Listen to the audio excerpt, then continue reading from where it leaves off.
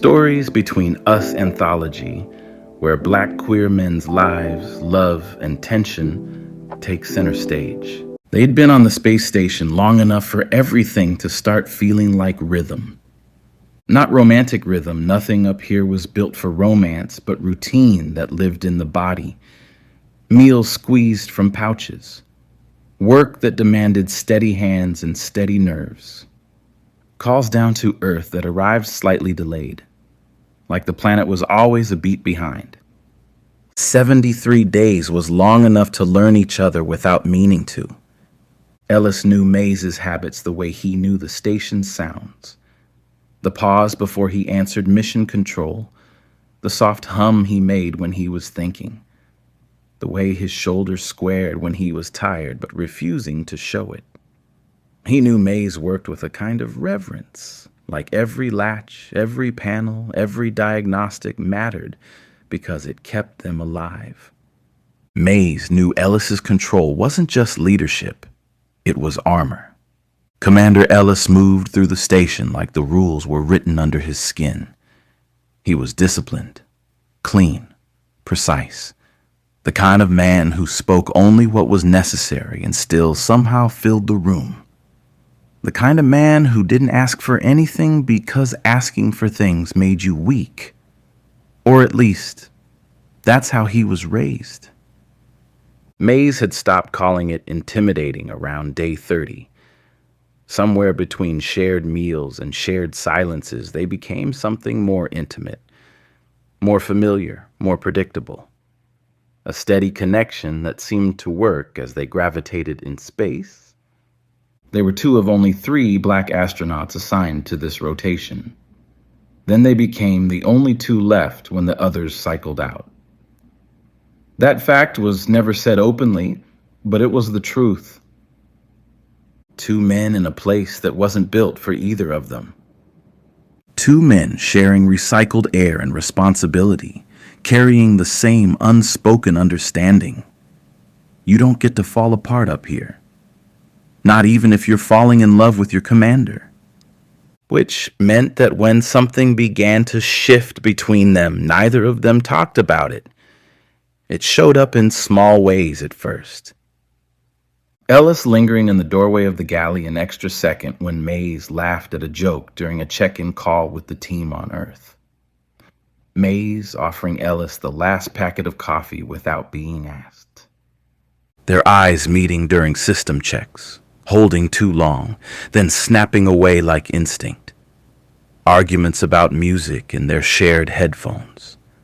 Silence afterward felt like longing instead of nothing. Touch was rare up here. Not forbidden, just avoidable. The space station was built to keep bodies apart. Rails for hands, safety straps for feet, enough space to move about without colliding into another man's body. So when their hands touched for the first time, it wasn't an accident. It was intentional. The system glitch came late in the day, right after the station's light switched to night mode. Ellis was going over the return plan to Earth again, even though nothing had changed. Mays had been doing a last pass on the thermal panel diagnostics. They were tired in the way only space made you tired. Not heavy, but hollowed out, like your body was a tool that never got to fully power down. The message from mission control came with that familiar delay, a voice like a ghost through static. After the system reboot, one of the sleep pod chambers didn't come back online properly. Until the schedule reset, Ellis and Mays were assigned to share sleep pod chamber C. Ellis's jaw tightened even before he spoke. Not because sharing a sleep chamber was inappropriate. Crew members did it sometimes when needed. They both confirmed they got the message from mission control. There was a moment of silence after the message ended. The 2 of them suspended in the corridor like punctuation. Ellis looked at Mays. Mays met his eyes and stared. Just long enough to make the moment land. Ellis felt the familiar pull of something he didn't want to feel, and did what he always did when that feeling surfaced. He deflected. "Get your sleep kit," Ellis said. Mays nodded once. "Already got mine set for our sleep chamber." Ellis turned and didn't allow himself to think about what it meant that Mays had already anticipated what he was about to say. The corridor lights dimmed gradually as the station transitioned into sleep mode. Their sleep chamber was small, smaller than Ellis remembered. A tight capsule of air and restraint straps and panels, meant for rest but never comfort. It wasn't a room so much as a pocket carved into the station. Mays floated in first, careful and quiet. Ellis followed. The hatch sealed behind them with a smooth hydraulic sound that made Ellis's stomach drop. Mays slid his bag into a corner restraint and secured it with quick, practiced movements. Ellis watched for half a second longer than necessary before forcing himself to turn away. He anchored himself into his own sleep restraints and brought up the panel readouts, scrolling through them with more focus than they deserved. The numbers were familiar. He knew them already, but they gave him something solid to look at. Something that wasn't Mays standing a few feet away in sleep clothes, leaving almost nothing to the imagination. Mays had changed into the standard station sleep gear, thin, dark fabric meant for temperature control, not modesty. The material clung lightly to his arms and chest, outlining muscle built from work, not training. His legs looked long in zero gravity, knees bent slightly as he floated, bare feet hooked under a strap. Ellis did not let himself stare. After Mays finished securing his sleep kit and drifted toward his own restraints, he stopped. He didn't strap in. He hovered there instead, hands folded loosely near his chest like he was waiting for instruction or permission. Ellis noticed. The lights dimmed another degree as the station settled fully into night mode. The red glow softened the space, blurring the hard edges of metal and paneling. It caught the curve of Mays's cheek, the strong line of his jaw, the steady rise and fall of his chest beneath the thin fabric. In the red light, Mays looked more open than usual, stripped of uniform, stripped of posture. His lips were relaxed, full in a way Ellis had never given himself time to notice. His arms floated slightly away from his body, sleeves riding up just enough to expose forearms marked with faint lines and muscle. They talked about Earth at first because it was easy, about real beds, about gravity pulling you down instead of letting you float. Ellis spoke like he always did when he was nervous, practical, and measured, listing things he'd miss as if they were items on a checklist.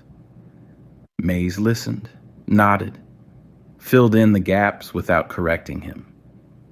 But the conversation didn't stay on logistics. It slid slowly into how loud life felt down on Earth, how crowded it was, how you had to be too many versions of yourself at once just to survive it. Mays talked about the relief of quiet in space, about how up here the world narrowed to what was right in front of you, just your hands and your work. Ellis recognized himself in the description before he realized he was being described. They learned things in fragments, that Ellis had been carrying responsibility since before he had language for it. That Mays noticed more than people gave him credit for, especially when it came to Ellis. That neither of them rested easily, even when they slept. While they talked, Ellis became aware of the body on Mays in a way he hadn't allowed himself before. The way the sleep shirt clung lightly to his chest when he inhaled. The strength in his arms. The long line of his legs floating just slightly apart, relaxed but grounded. Mays, in turn, saw how cute Ellis was in his smile and the discipline in the way he held himself. His shoulders straining against the thin fabric, the quiet authority in the way he occupied space even when he wasn't speaking. The longer they talked, the closer they drifted towards each other. They began to feel more than affection, not just want, but that low pull that tightens in your gut.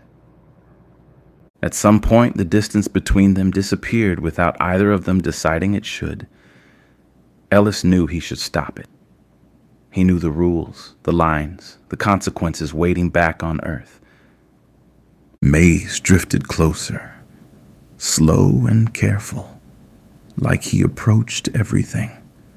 Somewhere in that quiet, their hands found each other without instruction, fingers brushing, then curling, then holding not tight, not desperate, like something remembered in a dream. Ellis felt it before he understood it. The steady weight of another man choosing him, anchoring himself there.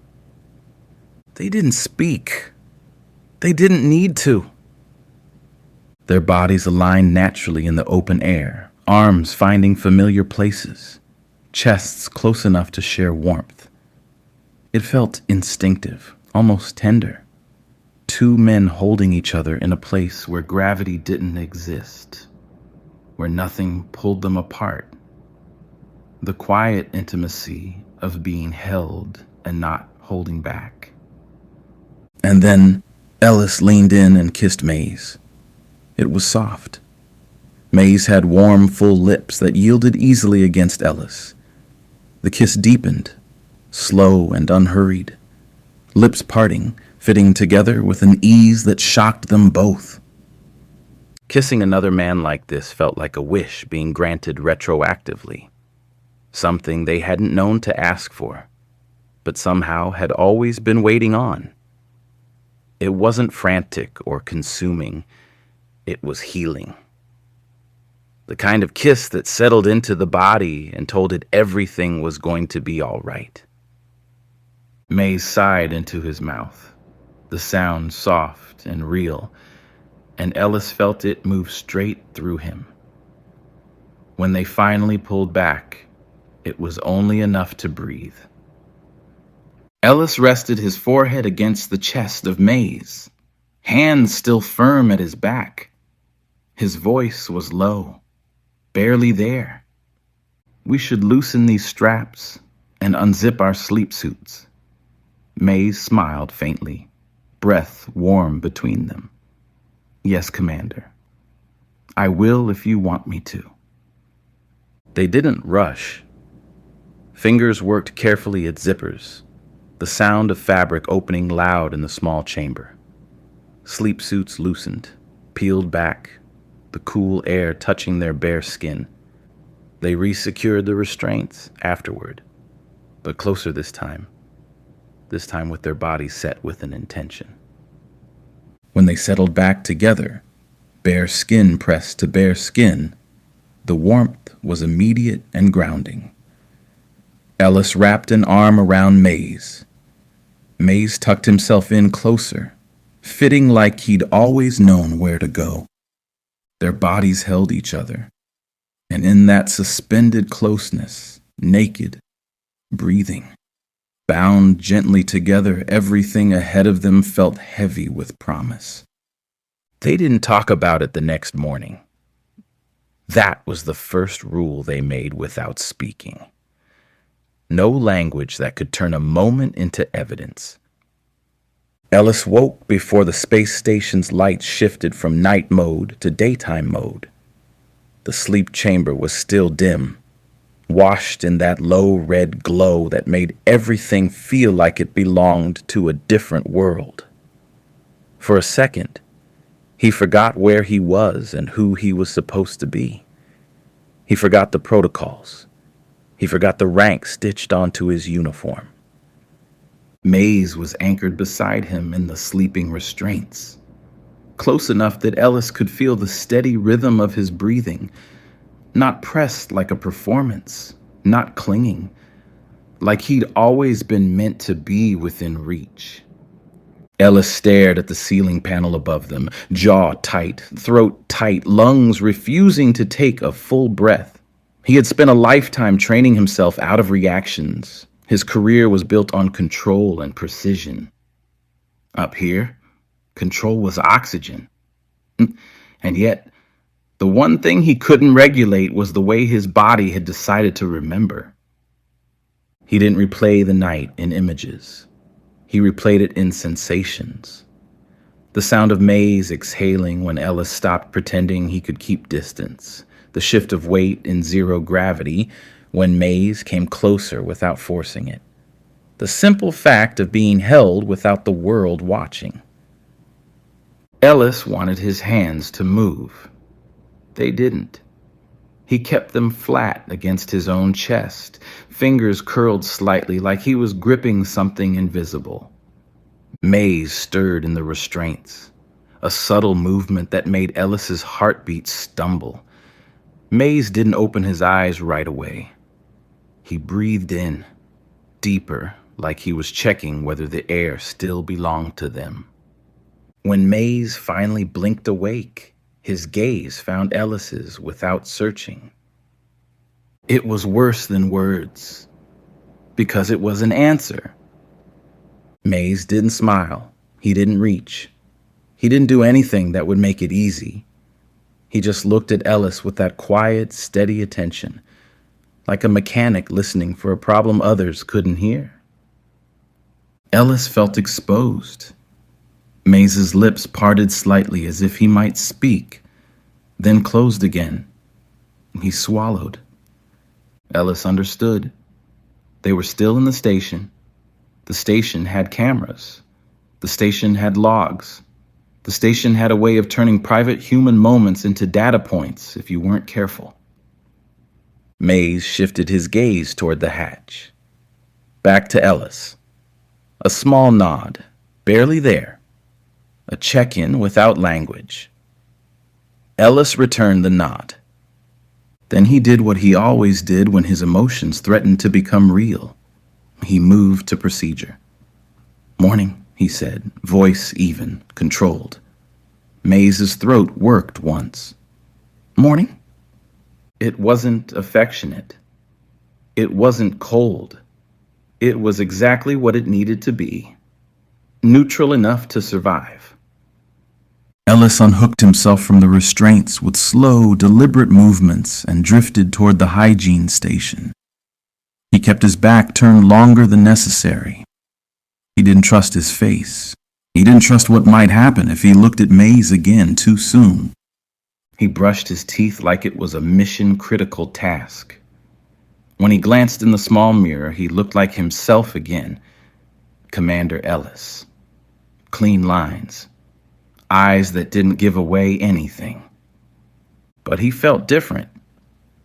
He felt like someone had placed a hand on a part of him that hadn't been touched in years and reminded him it existed. In the galley an hour later, the station was awake in its quiet way. Systems humming. Lights bright. Air moving through vents like an invisible tide. The day's schedule pulled at them with familiar gravity, checklists, reports, final calibrations for descent in a few days. Mays floated in after Ellis, strapped in across the table, and opened a meal pack with practiced calm. He didn't look up right away. Ellis didn't either. They ate like men who hadn't shared the same air in the dark just hours ago. Ellis tried to focus on the day's tasks. He told himself, just 3 more days on the space station. Just 3 more days. But the harder he tried to push the night out of his head, the more it came back to him in fragments as sensations all throughout his body. A memory rose uninvited. The voice of Mays in the dark the night before, saying, half joking, that he wished they could be like this on Earth. Ellis remembered the way it had knocked the air out of him. The way he'd answered without thinking and said, "Me too." Like the truth had been sitting there all along. The memory faded as quickly as it came, leaving a tightness behind. Across the station, Mays was working through a systems check of his own, hands steady, movements precise. He told himself to focus, but every time he leaned into his work, his body betrayed him. A flash of laughter from last night surfaced, the two of them drifting awkwardly, tangled in restraints, laughing at how absurd it was. "We're really fucking in space," one of them had said, and they'd both lost it. Laughter bubbling up between kisses, the ridiculousness somehow making it sweeter. The kind of laughter that came from relief, from joy, from knowing this would be a story they'd carry forever. Mays smiled to himself before he could stop it, then shook his head and tightened his focus. Later, they ended up in the maintenance bay together. Ellis held the tablet while Mays adjusted the sensors, their bodies closer than necessary in the narrow corridor. Ellis read out numbers, while Mays worked with that quiet confidence that made everything seem solvable. Ellis noticed again, against his will, the careful strength in Mays, his hands and the ease of his movements. Mays tightened the fastener and let out a breath when it finally settled into place. Ellis checked the readout and confirmed the numbers without looking up, his focus fixed on the tablet like it could keep him anchored. Mays noticed the distance anyway. The way Ellis hadn't spoken beyond what was necessary. The way his attention stayed locked on the work, as if silence could be used like a tool. Ellis told himself they were doing their jobs, that this was what they always did. Kept things professional. They worked the rest of the day in that suspended tension, the kind that doesn't scream but never stops vibrating. Every time Ellis thought he'd gotten it under control, Mays would say something small and true, and Ellis would feel himself tilt. That night, Ellis tried to sleep alone. He chose a different sleep chamber. He told himself it was discipline. He told himself it was leadership. He told himself it was respect for his girlfriend back on Earth. Mays was also in a relationship back at home. They were both men with lives that existed outside this floating metal sanctuary. Ellis thought of his girlfriend's voice messages, the way she teased him about coming back famous, the way she said she couldn't wait to hold him again. On the day they came back to Earth, they still didn't talk about it. They were strapped in side by side, bodies held tight by restraints, shoulders close enough to feel through the padding. Their travel capsule hummed, then shook, systems warming up and counting down. The voice of Ellis stayed steady over communications with mission control, reading through the checklist like he always did. Mays answered each call clean and calm, hands sheer where they rested against the console. As the capsule disengaged and the space station slipped away above them, Ellis felt it before he thought it. It was Mays grabbing his hand. Quietly, their fingers found each other between the restraints. Not dramatic, not desperate, just a brief, human instinct in the seconds before everything changed. They held on as the capsule began its descent, as Earth's atmosphere caught them and the shaking intensified. Heat pressed in. Gravity returned in brutal waves. The roar filled the cabin, drowning out everything else. Ellis felt the squeeze of Mays's hand tighten. Ellis answered by squeezing right back. It lasted only as long as it could. The moment the capsule slammed into the ocean, the world rushed back in. Procedures snapping into place. The reality of cameras, recovery teams, history waiting just outside the hatch. They let go. By the time the capsule was open, their hands were back where they were supposed to be, separate and professional. Bright light flooded in. The door swung wide. Air and noise and shouting voices poured through. They were pulled out one by one, helped into the open, water dripping from the capsule as cameras flashed and names were called. Hands clapped shoulders, faces appeared, smiling, shouting congratulations. They were heroes returning from orbit. Ellis stood upright, blinking against the light, his expression composed. Mays followed moments later, steady on his feet, offering the practiced smile the world expected. No one saw the space where their hands had been. No one heard the quiet echo of what they'd held on to all the way down.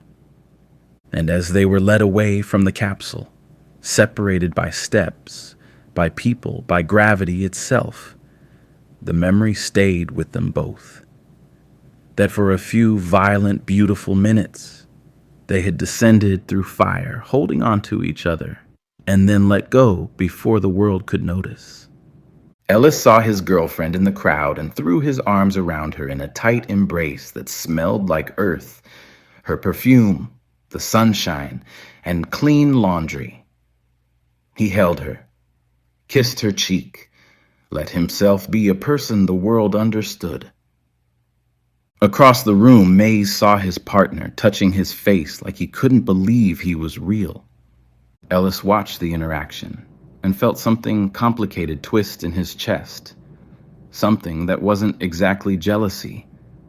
Something like grief for a version of life that had been possible only in orbit. They didn't touch on Earth. They didn't even look at each other for long in public. Their secret, they believed, stayed in outer space. Then they were dragged into a private meeting with their chief commander. Ellis arrived first. The conference room was too bright, too normal, too full of the kind of cleanliness that made everything feel exposed. The commander sat at the head of the table, hands folded, expression neutral. Mays entered a minute later, shoulders squared, face calm. His eyes flicked to Ellis and away. The commander's tone was professional. Congratulations on a successful mission. You both showed strong character under pressure. Ellis kept his voice even. Thank you, sir. Mays echoed softly. Thank you. The commander leaned back slightly as if this were routine. The agency is pleased. The public is pleased. You'll be in press cycles for weeks. The commander continued. Before any mission footage from the space station is archived or released beyond internal channels, it crosses my desk. Ellis felt his pulse jump, but his face stayed neutral. Mays swallowed once. The commander's eyes moved between them without urgency. I review all footage. I'm the only person who sees the full record before it's cut, approved, and distributed. In his measured, careful way, the chief commander made it clear he had seen everything that happened on the space station, and that it wasn't his first time seeing more than a mission report ever recorded. There were many flights, many crews, many moments that never left orbit. Whatever Ellis and Mays were worried about would stay exactly where it belonged. The commander stood, already finished. Get some rest, he said. You both have earned it. As they turned to leave, he added one last thing. You both showed a great deal of care for one another up there. That was it. They were dismissed. They didn't speak in the hallway. The brightness was too harsh, the space too public. Ellis walked fast. Mays followed. They ducked into the nearest empty room, a storage space barely big enough to stand in, and the door slid shut behind them. The silence in the room pressed in on them all at once. Mays turned first, voice low but steady. "He saw us." Ellis nodded. "He did, but he's keeping the footage hidden so it won't hurt our careers." Ellis rubbed his face, tired. He making sure no one else would ever see it. The footage won't come out. Our lives won't blow up. And that matters. Mays looked at him, eyes sharp but soft underneath. "Is that what matters most to you? What about us?" Ellis didn't answer right away. His chest felt tight, crowded with too many things at once. Relief that they weren't exposed. Grief that the moment was already ending. Fear of what wanting more might cost. Finally, he said the part he'd been holding back. "I'm not pretending you didn't matter to me. You did. You do." He swallowed. "But us getting away with it feels like a sign. Like we should stop here. Take the blessing. Be friends." Mays stared at him, hurt flashing across his face before he could hide it. "That's bullshit, and you know it. You don't get to call this being responsible when what you really mean is being scared. You don't feel something this real and then decide it should be smaller just because it's inconvenient." The room felt too small for everything they weren't saying. Mays said, "I wish I could lean on you right now. I wish we didn't have to carry this by ourselves." Something in Ellis broke open.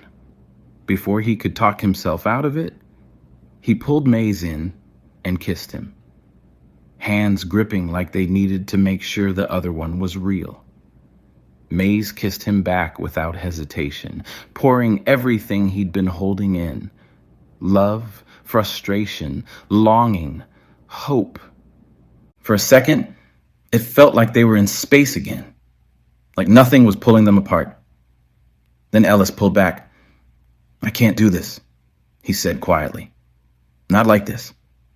Ellis opened the door and left. He didn't look back. That night, Ellis lay in a hotel room beside his girlfriend. The room smelled like detergent and city air. She slept with her hand on his chest, holding the version of him that had come home. Ellis stared at the ceiling, listening to traffic, thinking about red light and heat and hands held through fire. Across the city, Mays lay beside his partner, answering questions, smiling when expected, doing everything right. But when the room went quiet, something inside him stayed awake. What they'd shared wasn't a mistake. It wasn't a scandal. It was real. The world moved on. Press, praise, and celebration. But somewhere beneath all that noise, something remained between them. Not resolved, not erased, but a close memory. Thank you for listening to Stories Between Us Anthology.